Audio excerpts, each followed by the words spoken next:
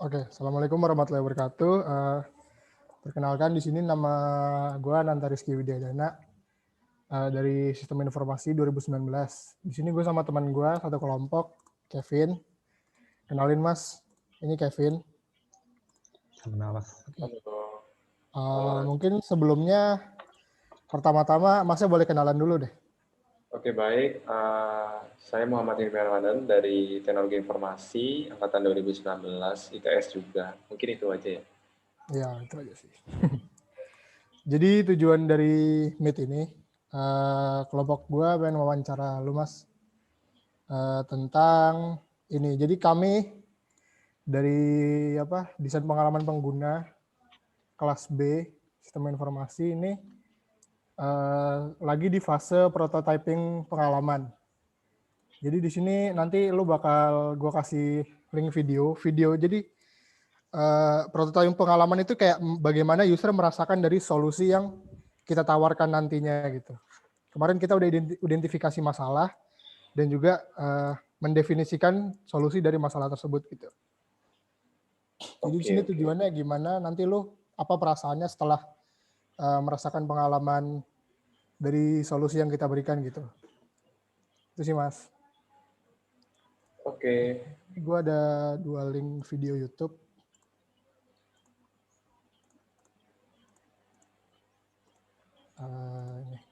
Gue taruh di chat ya. Boleh.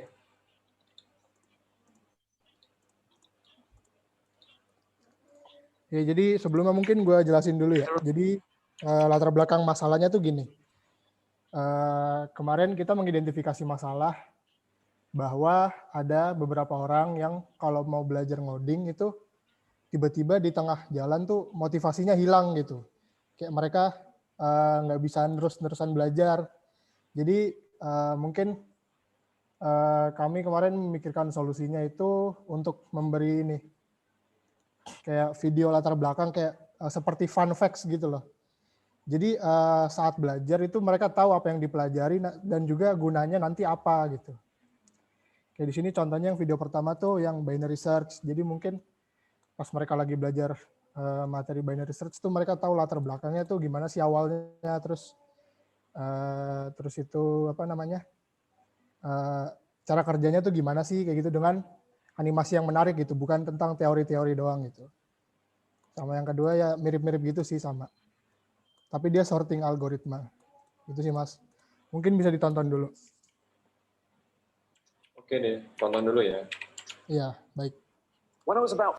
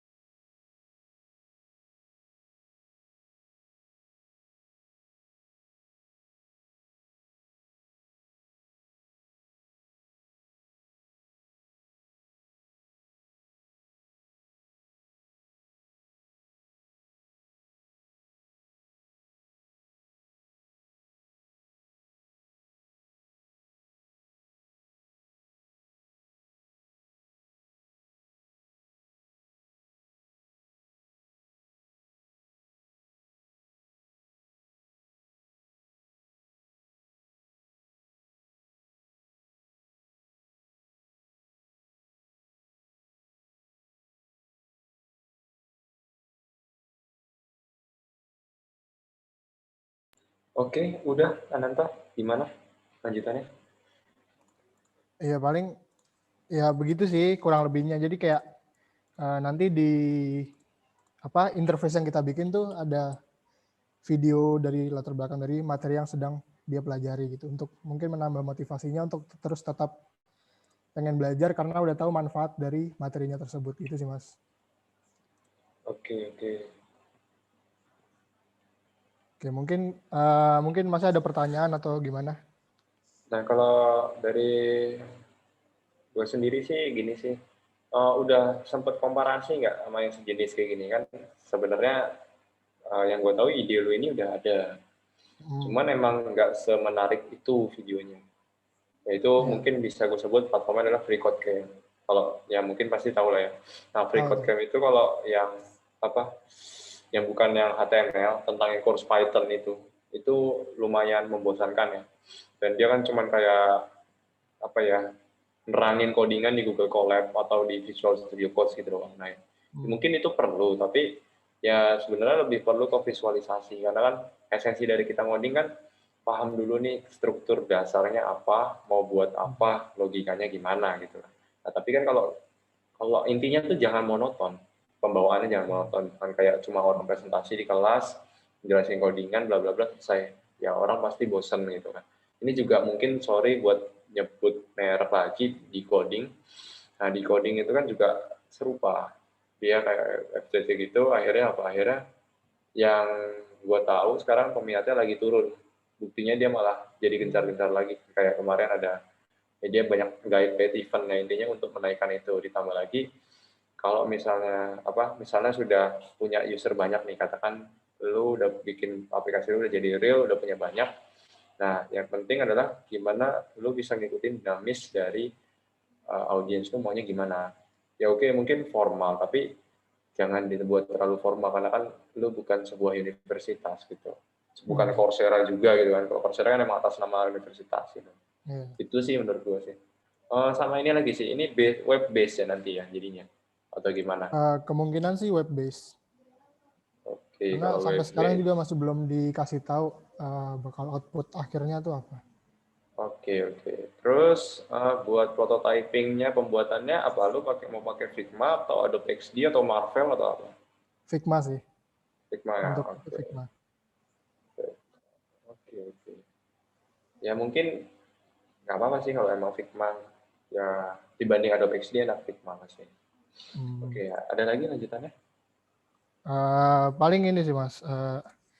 Kayak ada nggak sih Mas kemungkinan kalau habis nonton video tuh beneran muncul nggak sih rasa termotivasinya buat belajar lebih lanjut gitu? Sebetulnya harusnya ada kalau emang dia menarik ya, bisa apa ya, maksudnya misalnya gue lagi belajar React.js, nah terus gue pusing di bagian tentang komponen atau apa itu, nah itu bisa digambarkan dengan baik, pasti dia akan ngimplement, otomatis kalau ngimplement kan termotivasi gitu kan. Nah jangan sampai gini, sebenarnya challenge lu tuh di sini sih, ketika gimana, apa sih, kan orang awam dia nggak tahu mau belajar apa, dia aja nggak tahu mau belajar apa, gimana mau tetap continue gitu loh. Gimana dia bisa nentukan, oh iya ini cocok nih. Nah, yang penting itu kunci awalnya adalah gimana lu bisa nemuin orang awam nih bisa ngerti kebutuhannya gitu. Nah, untuk yang video tadi gue udah setuju, tapi mungkin poin pertamanya kan karena kan kalau untuk lu bikin base belajar ngoding gitu kan. Berarti kan target lu berarti end user kan. Dan gue tangkap. Ya itu gitu. Jadi intinya emang benar itu bisa untuk mungkin yang lagi jenuh tiba-tiba gitu, itu bisa memunculkan rasa motivasi, tapi dengan apa namanya beberapa boundaries gitu ya Mas. Iya, ya itu lu harus nge-trap yang bener gitu loh. Maksudnya bisa sesuai dengan pasar. Nah, kalau kita bicara bisnis, pasar itu ada dan pas gitu. Tapi kalau lu cuma nyediain lahan jualan, tapi lu nggak ada yang beli kan ya sayang jadinya. Lu bikin platform, lu capek-capek segala macam. Oh iya, benar sih Mas. Setuju. Ya, oke, gitu. Nah. Iya sih Mas, paling itu aja sih kalau buat tugasnya itu udah Oke. selesai. Suatu pengalaman. Mungkin ada mau sharing-sharing apa gimana Mas? Jadi yang kemarin pengen ditanyain gitu lah. Enggak sih, gue pikir waktu kemarin gue kan sama Pak Sony ya, UI UX. Nah itu agak gila sih dia tuh. Nah, gue lupa kalau lu tuh SI. Gue cuma wawancara ke Sinta sama Farel. Nah, Ke itu gue siapa? suruh Sinta, Relita, Oh, Sinta sama Farel. Lu bikin sama apaan Farel Mas sekarang Data. Mas? Kenapa? Bikin apaan? Nah, gue jadi ceritanya tuh, jadi sama Pak Sony itu kita diwajibin gemastik UI UX, lu bayangin. Wajib Seriusan? gemastik. Jadi gue lagi liburan semester 2 ke 3 tuh, kan panjang-panjangnya tuh. Tiba-tiba Iya. dia ngasih prapenugasan. Nah, bodohnya itu yang nggak Anjir. ikut prapenugasan itu. Lu sampai akhir semester tuh bener-bener terancam C atau D. Karena kan lu nggak bisa nunjukin lu ikut buktinya, gitu kan. Kalau proposal mungkin masih bisa di fake lah. Tapi kalau untuk bukti lomba kan ada sertifikatnya kan, gitu kan. Iya. Nah, ketika gue masuk fase prototyping yang kayak lu gini, nah bayangan gue tuh lu udah buat Figma, gue tinggal nyoba tok gitu, dari apa yang sudah dibuat gitu. Nah gitu. Kemarin gue bikin apa ya namanya ya, Kankir. Jadi intinya adalah aplikasi tentang perparkiran yang mana dia itu kalau kita masuk dia detect pakai image processing platform kita, kemudian untuk apa pembayaran kan bisa bayar nih. Nah itu kita pakai security-nya adalah kayak fingerprint atau face recognition atau apapun itu. Pokoknya ya karena pandemi gini juga gitu loh. Intinya supaya nggak ada contactless gitu loh. Nah misal kalau lu RFID juga kan masalahnya kartunya hilang lah, tertelisik lah atau apa kan gitu jadi masalah lagi. Iya. Ya intinya gitu sih. Ya gue kemarin apa Sony itu mas? Iya mau Pak Sony itu. Di sini Pak Sony ngajarin jaringan sih sama keamanan. Dia sih. Pokoknya pesan gue ya kalau sama Pak Sony, lu aktif deh. Lu aktif, terus beliau ingat nama lu, ya udah insya Allah aman sampai akhir.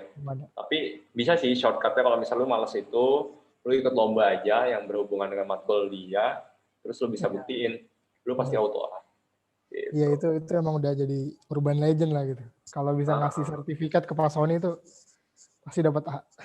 Nah kalau lu mau dapat AB yang cara gue tadi, kan nggak begitu capek lomba kan, nggak begitu capek mikir segala macam, lu tinggal misalnya bapaknya nanya nih, lu aktif aja dan sampai diingat ya, catatannya sampai diingat nama lu.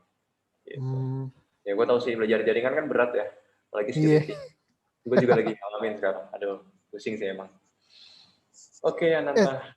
Tapi lu apa UI UX semester 2 kemarin? Semester 3? Semester 3 gue. Jadi semester 3 belum dimulai tuh gue udah di pra-penugasan. Udah suruh ngebuat proposal UI UX gimana, bikin prototype. Otomatis gue bikin wireframe-nya juga, gue bikin high fidelity UI-nya juga. Kalau ini sih gue sama dosen ini kayak pelan-pelan gitu loh, kayak design thinking dulu. Satu minggu gitu. Apa lah, nikmatin aja lah. Yoi. Oke lah mas, thank you banget mas. Dadah semuanya. Sorry udah gue gangguin ya. Santai. Gak apa-apa, sharing kok ini sifatnya. Kasih ya, gue live ya. Oke, thank you mas. Iya, monggo. Mas.